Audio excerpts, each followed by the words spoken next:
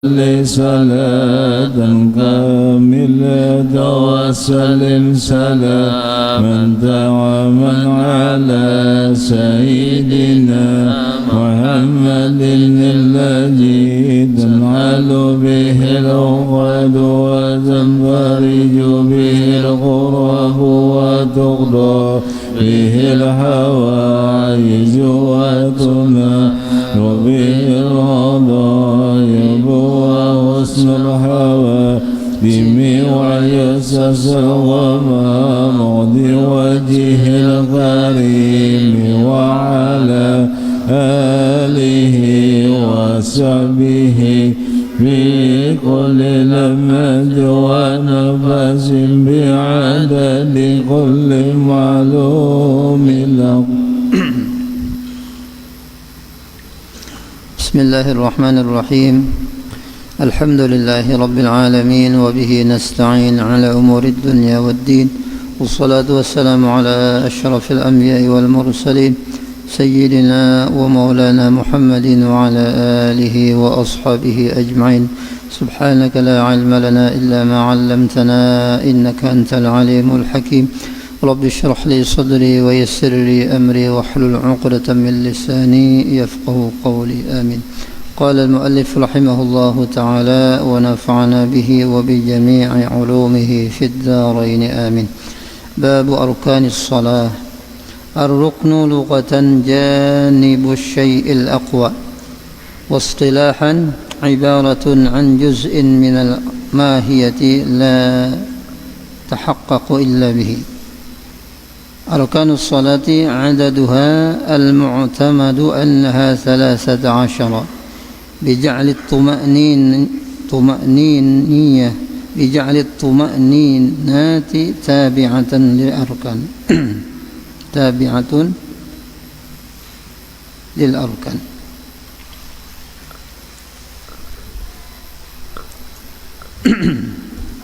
باب أركان الصلاة. باب rukun salat. Alhamdulillah, puji syukur senantiasa kita panjatkan kehadrat Allah Subhanahu wa taala.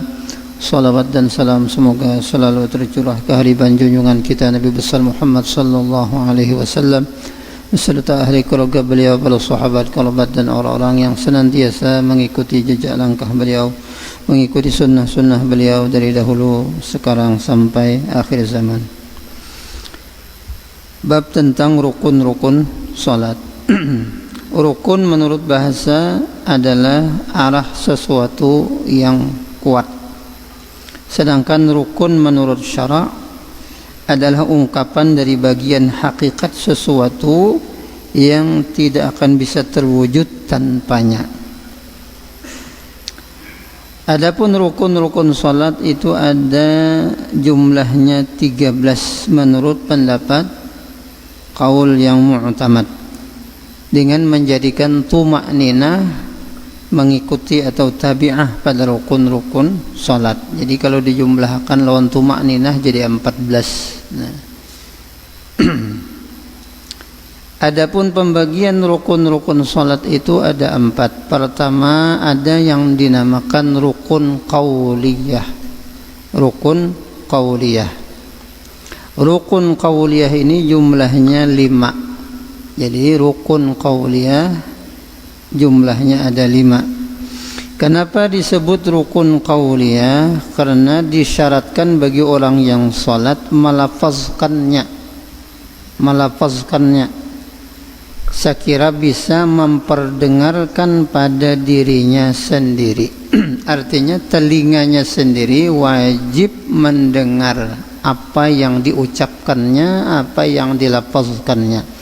Kalau itu rukun, nah, wajib telinganya mendengar, kecuali tuli atau tatulian atau bangang atau hujan labat atau ada bunyi knalpot kendaraan sing nyaringan lalu ada mendengar telinga, nah, atau pesawat lewat nyaringnya bunyinya, nah itu kan kada kau mendengar. Jadi qauliyah itu artinya wajib disyaratkan telinganya mendengar. Telinga kita sendiri, bukan telinga orang lain.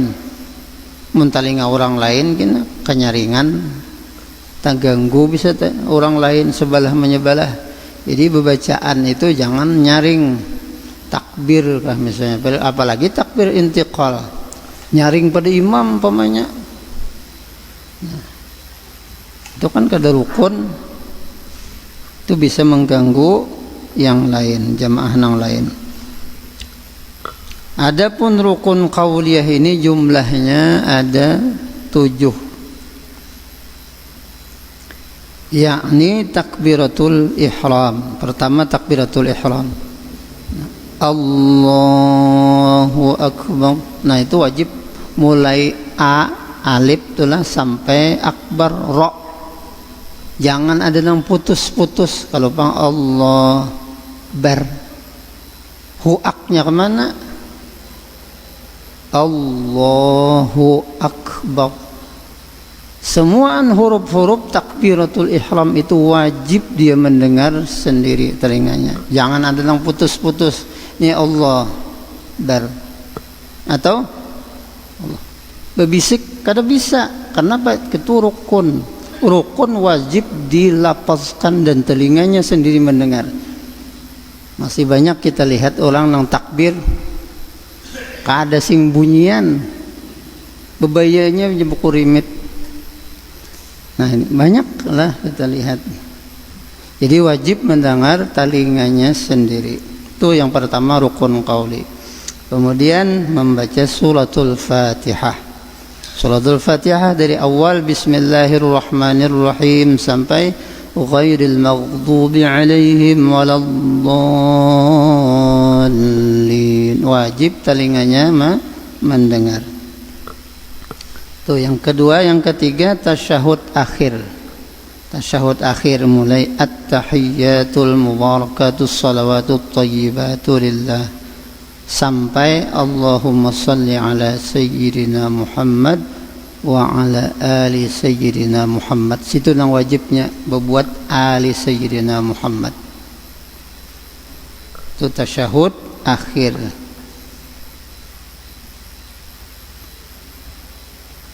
Membaca salawat kepada Nabi di dalam tasyahud akhir wajib juga. Dan terakhir salam. Terakhir salam. Jadi wajib juga mendengar telinganya. Kemudian rukun yang kedua dinamakan rukun fi'liyah. Yang pertama tadi qauliyah ada 7, kemudian fi'liyah. Fi'liyah ini ada 6, yaitu berdiri, ujar orang Bahari berdiri betul, artinya bujur-bujur berdiri tegak seperti huruf alif. Mun orang bungkok pang ya baca kada kawa tegak, dasar kada kawa. Orang dasar bungkok kada kawa berdiri caget kada kawa. Mun dicagetakan kalau pindah tahu jungkang. Nah, jadi jangan sampai orang nang tegak aja berdiri lalu dia membungkokkan badannya. Masuk kira lebih husuk nih lah lalu dibungkokkan. Kada boleh, jangan. Karena itu rukun fi'li ngarannya, harus tegak. Nah, kepala pang lah, kepala kada apa-apa. Kepala kan menunduk. Nah, menunduk ke arah kiblat, itu sunat. Nah, kemudian ruku', i'tidal, sujud, duduk antara dua sujud, duduk pada tasyahud akhir. Itu rukun fi'li. Kemudian yang ketiga rukun ma'nawiyah. Ma'nawiyah. Ada yang namanya rukun ma'nawiyah. Itu satu, yaitu tertib. Tertib bersusun dari awal sampai akhir, takbiratul ihram sampai salam itu bersusun, jangan terpaling-paling, tertib.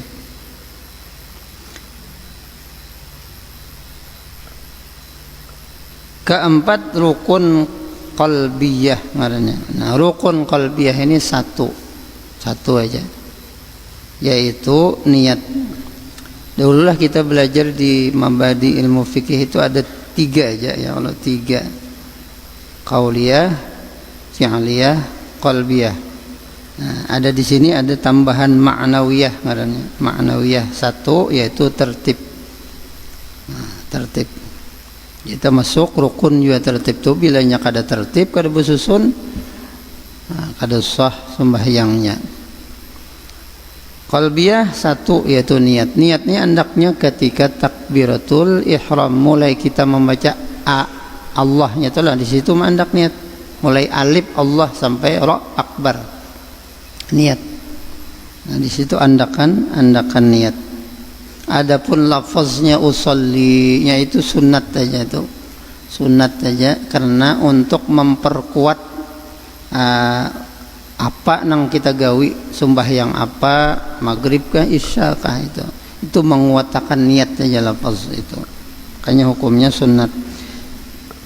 Kemudian permasalahan salat atau rukun-rukun salat nang paling afdal nang mana di antara nang rukun 13 adalah rukun 13 atau 14 tambah tumakninah, nang mana nang paling afdal, lebih utama berdirikah atau sujudkah? Qiyam, berdirikah atau sujud, yang mana nang lebih afdal? Nah, menurut pendapat nang mu'tamad bahwa sesungguhnya berdiri lebih utama. Ini pendapat mu'tamad. Karena berdiri tempatnya dibaca Al-Quran dan merupakan selebih atau nang paling afdal, paling utama zikir, yaitu membaca Al-Quran. Jadi zikir yang paling utama membaca Al-Quran. Di mana andakannya baca Quran itu ketika berdiri. Oleh karena itu berdiri menurut qaul yang mu'tamad itu lebih afdal. Kenapa? Karena di dalam berdiri itulah dibaca zikir yang paling afdal, yakni Al-Quranul Karim.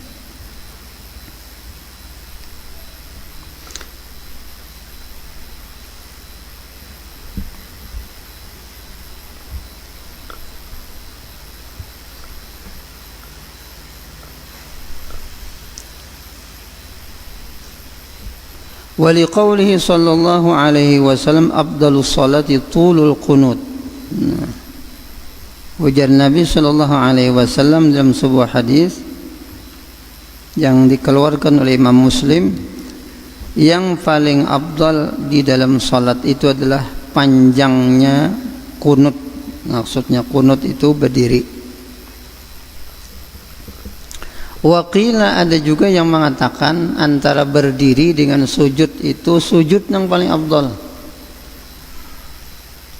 Di qaulin Nabi sallallahu alaihi wasallam, karena ada dasar daripada hadis Nabi sallallahu alaihi wasallam,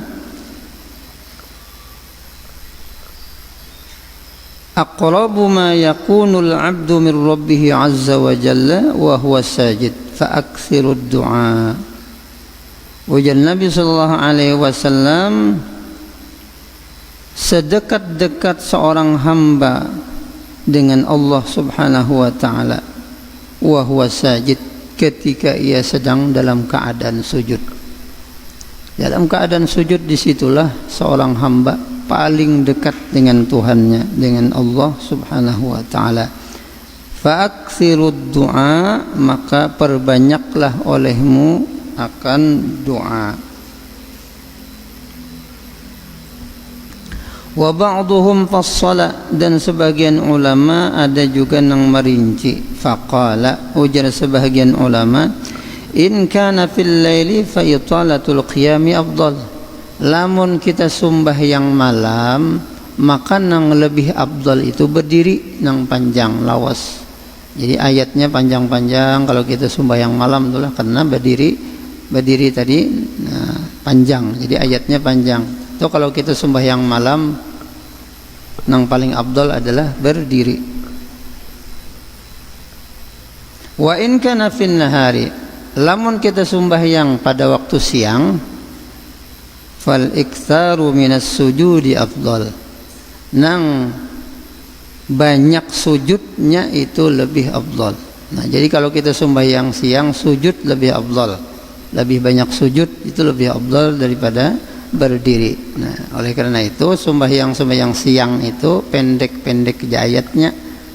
Nah, kenapa? Karena sujud lebih diutamakan, lebih afdal, diperbanyak ketika kita sholat pada waktu siang hari, baik sembahyang wajib maupun sembahyang sunat. Nah, kalau malam, nah itu berdiri yang paling afdal. Lawas saja berdiri. Nah, 15 juz misalnya serakaat. 15 juz serakaat. Jadi 2 rakaat 30 juz. Munnya kuat berdiri lah. Nah, orang bahari bang kuat-kuat berdiri. Kita wah ini bandarai kesamutan lawas berdiri. Nah, sehalaman 2 halaman gini sudah panat. Nah, itu. Kalah kita lawan orang-orang bahari. Cuman ada lah hebat juga orang-orang wah ini, ada juga nah hebat. Itu ada di salah satu pondok pesantren itu bahalaqah sembahyang tarawih. Halaqahnya masing-masing, imamnya masing-masing, ada yang sejus 20 rakaat itulah. Ada kinan yang 5 juz, ada yang 10 juz. Ini semalaman. Ada yang 15 juz semalaman, ada yang sampai 30 juz semalaman bayang tarawihnya. Nah, jadi sampai sahur, nah, parak subuh, sahur banyak tuntung. Nah, lamun kita siapa, nah bisa siup siapa. Nah. Jadi malam itu lebih afdal berdirinya nang panjang, sedangkan siang lebih afdal banyaki sujud. Banyaki sujud. Itu perincian daripada ulama. Kemudian syarhu arkanis shalah, penjelasan tentang rukun-rukun salat.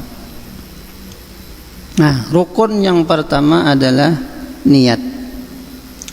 Rukun yang pertama adalah niat. Tempatnya niat itu di dalam hati. Jadi andakannya di dalam hati, dan malafazkan niat itu hukumnya sunnat. Jangan juga ada tinggal ya, kalau karena waktu itu hukumnya sunnah dan berpahala untuk menguatkan niat yang di dalam hati. Waktunya niat pada pertengahan takbiratul ihram. Nah, di sini pertengahan takbiratul ihram. Nang bagusnya tuh mulai awal, ya, mulai awal Allah sampai Allahu Akbar. Apabila seseorang takbiratul ihram tanpa menghadirkan niat di dalam hatinya, kemudian setelahnya niat, maka salatnya tidak sah. Artinya sudah tuntung takbir hanya berniat. Nah, jadi ketika takbiratul ihram itulah andakannya niat. Amun sudah tuntung kada sembahyang karena. Nah, kenapa? Karena niatnya kadada. Jadi andakannya itu waktu takbiratul ihram. Di sini disebutkan pertengahan. Paling bagus bila Allah langsung sahjaku atau aku sembahyang fardu zuhur umpamanya. Nah, di situ andakannya. Kemudian derajat niat ada 3. Derajat niat ada 3. Pertama, jika salat fardu wajib menyanghaja pekerjaan. Nah, apa pekerjaannya? Menyanghaja sembahyang. Aku sembahyang. Itu pertama. Lamunnya sembahyang wajib lah. Aku sembahyang. Artinya menyanghaja. Ya nang sahjaku. Artinya menyanghaja aku sembahyang. Atau aku sembahyang, atau sahjaku sembahyang. Kemudian wajib pulang menentukan salat. Salatnya salat apa? Zuhur umpamanya. Wajib juga. Dan pulang wajib menentukan fardu salat. Ya julang qasad ta'arad ta'yin. Nah, qasad ta'arad ta'yin. Yang menyanghaja sembahyangnya, kemudian menentukan salatnya dan menyebutkan fardu. Sahjaku sembahyang fardu zuhur. Nah, di situ nang wajibnya.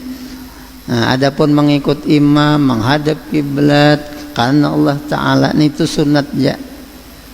Munnya kada terbuat itu sahja sembahyangnya. Jadi nang wajib tu sahjaku sembahyang fardu zuhur. Nah, itu nang wajibnya. Itu ngarannya qasad ta'arad ta'yin. Nah, kemudian lamunnya sembahyang sunat bang, Nah, lamun sembahyang sunat nang mempunyai waktu seperti sembahyang duha, sembahyang witir, atau sembahyang sunat nang mempunyai sebab seperti khusuf. Khusuf atau gerhana, baik gerhana bulan maupun gerhana matahari, dan salat istisqa, maka wajib menyenghaja pekerjaan dan menentukan salat. Jadi nang wajib itu dua aja. Kalau sembahyang sunat sahjaku sembahyang istisqa umpamanya, sahjaku sembahyang istisqa. Ini dua macam aja, menyenghaja lawan menentukan salatnya. Atau sahjaku sembahyang duha, sunatnya kada perlu disebutakan, nah, kada wajib. Nah, lain kalau sembahyang wajib tadi, wajib menyebutkan fardunya. Kemudian derajat yang ketiga, lamun sembahyang sunat mutlak biasa, itu wajib mengerjakan pekerjaan aja. Sahjaku sembahyang, sudah. Ini sembahyang sunat barang aja. Nah, usolli sunnatan, sahjaku sembahyang, Allahu akbar, sahjaku sembahyang, gitu aja. Itu kalau sembahyang sunat mutlak. Nah, jadi ada 3 derajat niat. Kemudian permasalahan-permasalahan di dalam niat. Pertama, menurut Imam Ramli tidak wajib niat fardu bagi sobi, bagi anak kecil, kecuali sholat jenazah yang menjadi fardu ain baginya untuk menggugurkan kewajiban. Sedangkan menurut Imam Ibnu Hajar tidak wajib secara mutlak. Karena anak telah sembahyang, ini kada wajib menyebutakan niat fardunya tadi, karena ini masih kanak. Kecuali sembahyang jenazah, ini menurut Imam Ramli, sembahyang jenazah kan anak halus tadi sorangan, nang lain kadada, karena menggugur akan fardu sekampungan sebadataan, maka inya wajib berniat wajib. Sahjaku sembahyang apa aja, misalnya jenazah wajib atau fardu karena Allah Ta'ala. Ini lamunnya sorangan aja si anak tadi. Ini menurut Imam Ramli. Adapun Imam Ibnu Hajar sama aja, kedua-duanya kada wajib juga. Lamunnya kan anak kada wajib menyebutkan fardunya. Kemudian permasalahan yang kedua, tidak wajib menyandarkan salat kepada Allah Ta'ala, dan tidak wajib niat menentukan jumlah rakaat. Menyandarkan salat itu artinya karena Allah Ta'ala, itu kada wajib, sunat saja. Dan kada wajib pulang menentukan jumlah rakaat, 4 rakaat, 3 rakaat, 2 rakaat, itu kada wajib, sunat saja. Dan tidak wajib pulang berniat menghadap kiblat, itu kada wajib. Kada wajib membuat di dalam niat tadilah. Tidak wajib niat adaan ataupun qadaan. Adaan sembahyang sunat, qadaan sembahyang bayar hutang. Nah, qadaan ngarannya misalnya kita telat sembahyang subuh siang, qadaan jadinya. Nah, itu kada wajib. Namun semuanya itu hukumnya sunat. Misalnya orang inilah bayang subuh jam 10, nah nya kada wajib membuat qadaan tadi, hanya sunat saja. Nah. Kemudian jika seseorang nang salat menjadi makmum, si makmum nih, maka wajib niat jamaah. Nah, wajib niat jamaah atau mengikuti al-iqtida, atau niat menjadi makmum. Jika tidak niat, artinya lamun inya kada berniat menjadi makmum, kada berniat berjamaah atau mengikuti imam, setelah menanti pada satu rukun dan pada masa penantian tersebut lama, maka batal salatnya. Dan niat tersebut tidak wajib ketika takbiratul ihram. Artinya boleh aja berdudi. Niat kita makmum nih, boleh aja berdudi. Ada wajib membuat waktu takbiratul ihram. Sudah tuntung Fatihah misalnya aja berniat jadi makmum, nah itu sah aja, dapat jadinya pahala berjamaah.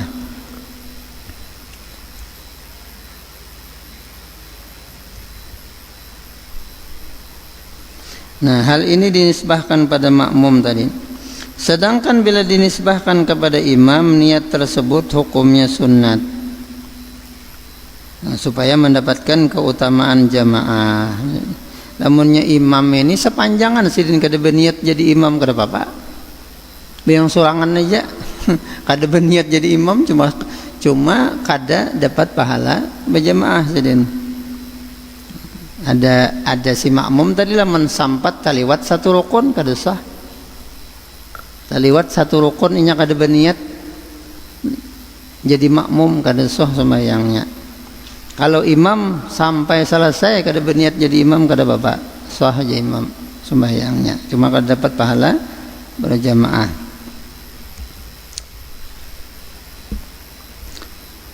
Nah, jadi imam tadilah kecuali di dalam 4 salat. Nah, di dalam 4 salat si imam wajib juga berniat imaman menjadi imam, yaitu salat Jumat pertama.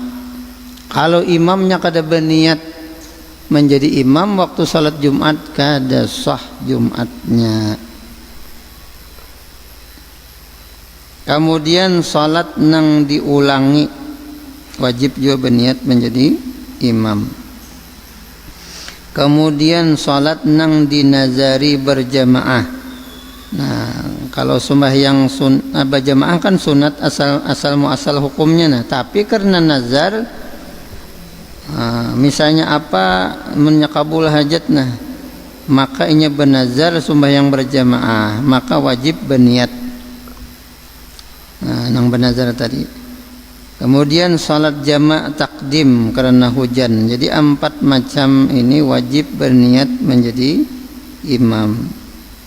Jika tidak berniat menjadi imam dalam salat nang 4 ini, maka salatnya tidak sah. Nah, kecuali salat nang dinazari, maka salatnya sah namun berdosa. Itu aja.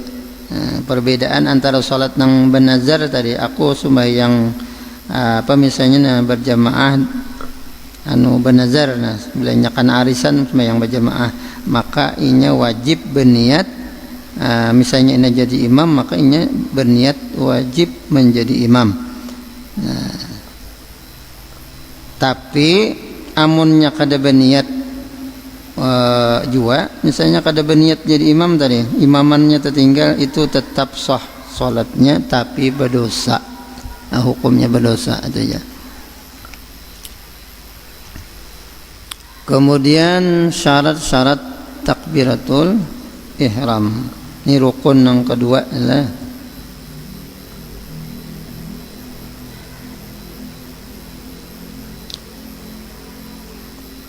jadi permasalahan salat nang keempat pulang. Jika seseorang menghendaki qasar salat di dalam perjalanan, nah, wajib niat qasar di dalam takbiratul ihram. Ini kalau kita dalam perjalanan, kita qasar aja kinalah aja. Nah, kita qasar dan kita jamak. Tuh, wajib inya apa ngarannya tuh berniat niat qasar ketika takbiratul ihram. Amunnya kada berniat pada waktu takbiratul ihram, wajib menyempurnakan salatnya 4 rakaat. Tertinggal niat jadi niat qasar ni tertinggal waktu takbiratul ihram. Nah, padahal sudah 2 kolehan, sudah 2 rakaat. Wajib inya naik pulang menyempurnakan 4 rakaat. Kemudian rukun yang kedua takbiratul ihram, yaitu mengucap atau melafazkan Allahu Akbar. Disebut demikian karena takbiratul ihram itu mengharamkan sesuatu yang halal sebelumnya, seperti makan, berbicara dan selainnya. Ya, kalau orang sudah takbiratul ihram, kada boleh lagi berpandir, kada boleh lagi makan, fokus sudah, itu mulai sudah sembahyang. Adapun syarat takbiratul ihram ada 20. Syarat takbiratul ihram ada 20. Pertama, syaratnya itu memperdengarkan pada diri sendiri huruf-huruf takbiratul ihram. Ya tadi, jangan sampai ada satu huruf pun yang inya kada mendengar telinganya solang lah. Jangan berbisik, jangan. Kalau berbisik kada mendengar telinga. Jadi harus wajib dilafazkan. Kemudian dalam keadaan berdiri, jangan sampai masih masih belum berdiri betul lagi sudah angkat takbir. Mudi kayak orang bangkit daripada ruku, tadilah orang bangkit daripada ruku, mantuk mampar sajadah misalnya, ini mampar sajadah. Nah, itu kan belum sempurna lagi berdiri betulnya. Nah, begitu inya selesai mampar sajadah tadi, langsung aja takbir, rak mampar sajadah, Allahu Akbarnya langsung berdiri tadilah. Nah, ketika itu belum sempurna lagi berdiri betulnya. Jadi harus bujur-bujur sempurna. Itu syaratnya. Lamunnya belum berdiri betul, maka takbiratul ihramnya kada sah. Kemudian wajib menggunakan bahasa Arab. Allahu Akbar. Balataan yang bisa aja balataan lah takbiratul ihram. Jangan diganti lawan bahasa kita. Ini ada aja kalau orang nang di mana-manakah ajaran-ajaran yang sembahyang itu bahasa masing-masing. Ada kemarin di Hulu Sungai bahasa kita, bahasa Banjar atau bahasa Indonesia. Cuman sudah ditangani oleh pihak yang berwenang. Di Jawa ada juga yang bahasa Jawa.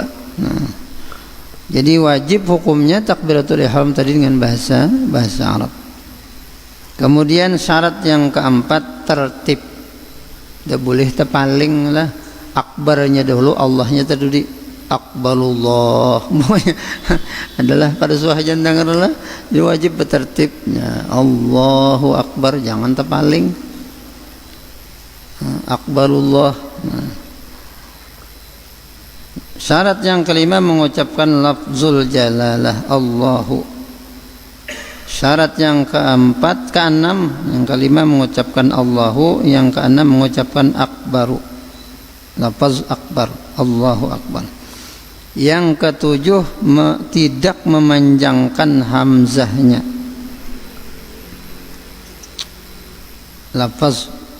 Lafzul jalalahnya kada boleh dipanjangkan hamzahnya. Allah kada boleh. A-nya kada boleh panjang, A-nya langsung bertasydid Allahu Akbar. Kada boleh Allahnya ada di dalam Quran yang lafaz Allah itu panjang, alifnya ada. Allah ada yang panjang di dalam Al-Quran. Cuma di dalam sembahyang ini kada boleh panjang alifnya. Karena lain maknanya. Kalau panjang itu jadi hamzah istifham jadinya, atau hamzah apa ngaran itu pertanyaan. Jadi kada boleh panjang lafaz hamzah daripada Allahnya. Kemudian tidak boleh pulang syarat yang kedelapan memanjangkan ba-nya. Allahu Akbar kada boleh. Ada aja nang kayak itu Allahu Akbar. Lamun azan pang lah kurang lebih aja misalnya Allahnya belajar. Tapi kalau sembahyang takbiratul ihram kada boleh, kada sah ba-nya panjang. Atau takbir intiqal atau takbir ruku misalnya ya. Karena misalnya apakah misalnya terpanjangkan Allahu Akbar. Nah, jadi kada boleh dipanjangkan ba-nya. Bilanya dipanjangkan ba-nya takbiratul ihram, hukumnya kada sah. Kemudian berturut-turut ke 10 syaratnya takbiratul ihram, berturut-turut atau mualat antar lafzul jalalah dan lafaz akbar. Berturut-turut. Jangan apa ngaran itu bepagat, besaktah. Jangan. Harus wajib berturut-turut. Allahu Akbar. Jangan Allah akbar atau Allah akbar. Kada sah bilanya ba mandak atau ada nang nyalat-nyalati antara lafzul jalalah tadi dengan akbar tadi.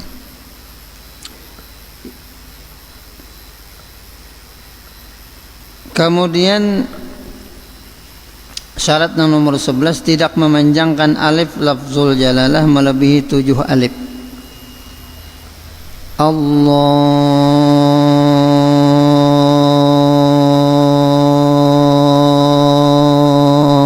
akbar. Nah, itu berapa alif itulah? Paling panjang maksimal itu hanya 7 alif. 7 alif itu berapa harakat lah? 1 alif itu 2 harakat kali 7 berapa harakat? Nah, itu. Jadi kada boleh panjang benar, jarang juga lah. Nah, kalau misalnya hendak mana membuat niatnya itu lalu panjangan Allah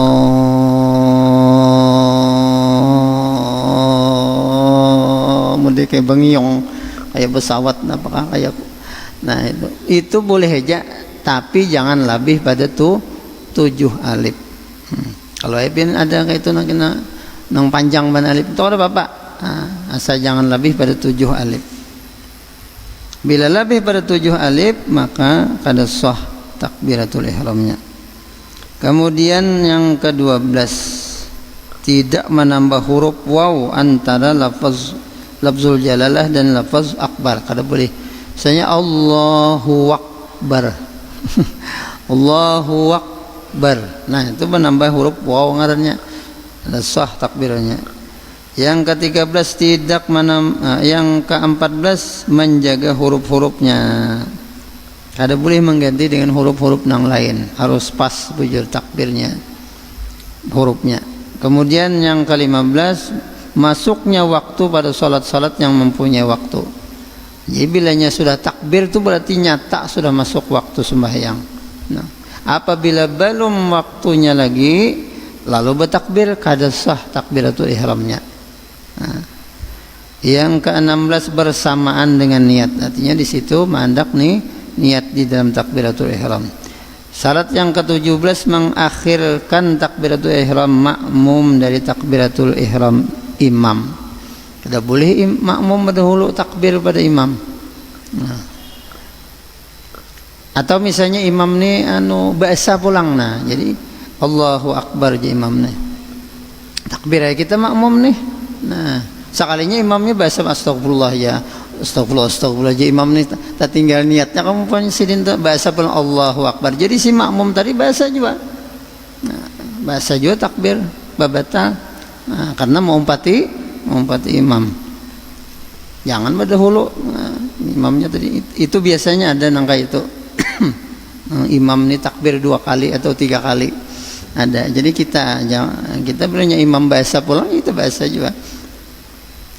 Kemudian yang ke-18 syaratnya takbiratul ihram menghadap kiblat. Jadi jangan bertakbir dahulu sebelum sempurna menghadap kiblat. Yang ke-19 tidak menyang hajat takbiratul ihram selain salat. Jadi berniat bujur-bujur inya sembahyang, bukan main-main takbiratul ihramnya. Kalau takbiratul ihramnya niat nang lain daripada sembahyang, maka kada sah niat takbiratul ihramnya. Kemudian yang ke-20 membaca qata' pada hamzahnya lafaz akbaru. Akbar. Membaca akbar.